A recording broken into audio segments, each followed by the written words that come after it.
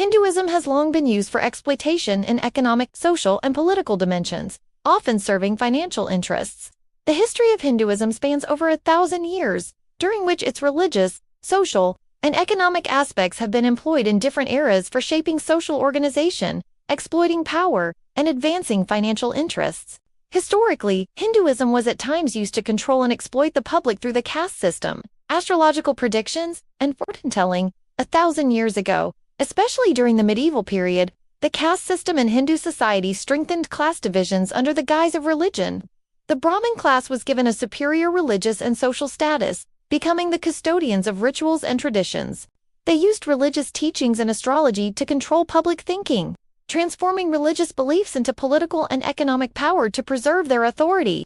For instance, astrology such as Janam Kundli or horoscopes was used not only to influence individual lives but also to dictate important decisions like marriage, business, and other ventures, often leading to financial gain. During the 16th and 17th centuries, under Mughal rule, some Hindu temples expanded religious festivals and fundraising campaigns to increase financial resources. Temples enjoyed patronage and land grants from rulers, which boosted their wealth and influence. Particularly, temples dedicated to Krishna and Rama became powerful religious centers, generating revenues worth billions. Records of these donations and offerings were often hidden from the public, expanding the scope of financial exploitation. In the 19th century, under British rule in India, the relationship between religion and politics became more complex. The British rulers reinforced the caste system through religious divisions, while some Hindu institutions inflamed public sentiment under the cover of religion to pursue political power. At the same time, astrology and fortune-telling became booming businesses, with astrologers profiting heavily from their claims. A historical record shows that, by the late 1800s, the trade of astrological services had become highly lucrative in a city in Uttar Pradesh. In the 20th century, religious organizations launched large fundraising drives, not just for religious purposes, but also for political and business gains. For example, in the 1950s and 60s, some major temples built financial empires by investing in hotels, properties, and educational institutions alongside religious activities. Meanwhile, the caste system persisted in many areas, pressuring weaker groups to bear financial burdens for participating in religious practices. In modern times, a vast industry has emerged around astrology, fortune-telling, and spiritual healing. Millions access these services online and through social media. Despite their lack of scientific basis, global reports have highlighted fraudulent advertising and misleading claims targeting consumers. For instance, after 2010, a popular website misled millions of users with false promises about their future, generating huge profits before facing lawsuits. Hinduism is an ancient and complex faith based on morality, spirituality, and social responsibility. Yet, historically and in contemporary times, its traditions have been systematically used for financial, emotional, and political exploitation. To understand this exploitation, it is necessary to analyze it through logic, science, and evidence. After 1947, many major temples and religious institutions in India became centers of not just spirituality, but also economic and political power. One South Indian temple built a fortune worth billions through donations and landholdings, investing in real estate, construction, and business projects.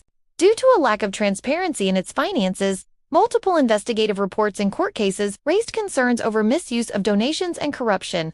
In the 1990s, the commercialization of religious festivals grew enormously. During Diwali, Navratri, and other festivals, the sale of special puja packages, donations, and religious items surged. For example, in 1998, a famous temple in one Indian state earned more than 500 million rupees during Diwali, largely by capitalizing on people's belief in karma, the law of action, and moksha liberation. Such emotional attachments were turned into financial profit, a clear form of exploitation. In the 2000s, various research institutions raised serious questions about the financial transparency of Hindu religious bodies. Reports revealed that many major institutions concealed income and expenditures, with large portions of donations diverted for illegal or personal use. At the same time, some religious leaders stoked religious sentiments during elections to gain political power, sparking communal riots in 2002 that drew global attention to the deep ties between religion and politics. After 2010, Hindu-linked practices like yoga and Ayurveda created a multi-billion-dollar global industry. However, many scientific reports expressed concern over misleading claims. especially those guaranteeing cures for diseases like cancer. Medical research has shown such claims to be false and dangerous, as they can divert patients from proper treatment. Furthermore, incidents of exploitation of women and children during rituals and spiritual practices have also surfaced. In 2015, a prominent case emerged in which a religious leader was accused of violating women's and children's rights, sparking legal and social debates and highlighting the need for transparency and accountability in religious institutions. In Hindu history, the caste system has been a major example of financial and social exploitation. The Brahmin class used religion and astrology to enforce social control. For instance, horoscopes and fortune-telling influenced crucial decisions like marriage and business, fueling a lucrative financial industry in the 19th and 20th centuries. Such practices transferred huge sums of money from the public by exploiting fear and hope. In conclusion, Hindu beliefs and rituals have been used for more than 1,000 years to serve financial, social, and political agendas. Concepts like the caste system, astrology, and fortune-telling have manipulated people's emotions and faith, making them vulnerable to exploitation. From a social science and historical perspective, it is essential to protect the true essence of religion based on morality, equality, and human dignity from such misuse in order to uphold social justice and intellectual freedom.